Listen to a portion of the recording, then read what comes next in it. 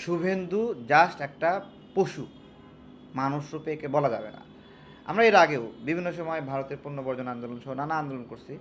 সে উচ্চবাচ্য করেছে, হ্যারাসমেন্ট করেছে মানুষকে। ভারতে বাংলাদেশি নাগরিকরা গেলে তার নেতৃত্বে হ্যারাসমেন্ট হয়েছে। কিন্তু শুভেন্দু এত লাপায়, কিন্তু যখনই বাংলাদেশের মানুষ ভারতে যাওয়া কমায় দেয় বা বন্ধ হয়, তখন ভারতীয়রা কান্নাকাটি করে কেন? হাসপাতাল থেকে বলছিল না যে হাসপাতালে বাংলাদেশিরা আসবে না, পরবর্তীতে হাসপাতাল ব্যবসা বন্ধ হওয়ার উপায়, তখন শুভেন্দু কই ছিল? শুভেন্দুরা কেন কান্নাকাটি করলো?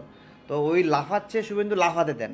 ওর হানিমুন পিরিয়ড শেষ হবে, তারপরে যখন দেখবে যে পশ্চিমবঙ্গের মানুষ না খেয়ে মরতেছে, বাংলাদেশের সাথে সম্পর্ক খাওয়ার পর তখন বুঝতে পারবে। হ্যাঁ, ওই বাংলাদেশে এখন তো পেঁয়াজ স্বয়ংসম্পূর্ণ, এই পেঁয়াজ দিয়ে কত ব্যবসা করছে। এখন পেঁয়াজ খায় 1 টাকা কেজি খা, তাই না? এরকমভাবে অনেক বিষয় আছে। শুভেন্দুদের ঘোর কাটবে। বাংলাদেশ এই বিশ্বে ছোটোখাটো কোনো এস্টাবলিশমেন্ট না এখন।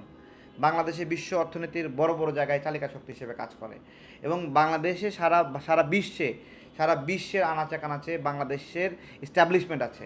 ধরেন সুইডেন, নরওয়ে, তারপর ডেনমার্ক, এইসব দেশের এস্টাবলিশমেন্ট সারা বিশ্বে নাই, কিন্তু বাংলাদেশের এস্টাবলিশমেন্ট, বাংলাদেশের অংশগ্রহণ সারা বিশ্বে আছে।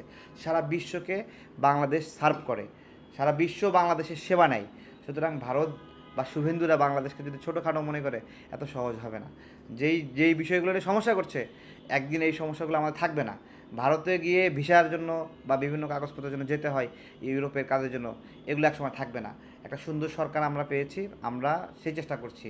আমিও কথা বলছি যে আপনারা সবচেয়ে গুরুত্ব দেন এটা, যে বাংলাদেশে দূতাবাসগুলোর এখানে ভিসা সেন্টার হবে। এটা হলেই ভারতের উপর যে নির্ভরতা, ভাই ভারতের উপর নির্ভর হলে মানে আমরা তো মাথাটা নিচু করতে হয়, কথা বলতে পারি না আমরা। তাহলে সেই স্বনির্ভর হওয়ার লড়াইটা আমাদের করতে হবে। আপনি স্বনির্ভর হতে যদি না পারেন, তাহলে আপনার ওই মাথাটা নিচু করে থাকতে হবে সবসময়।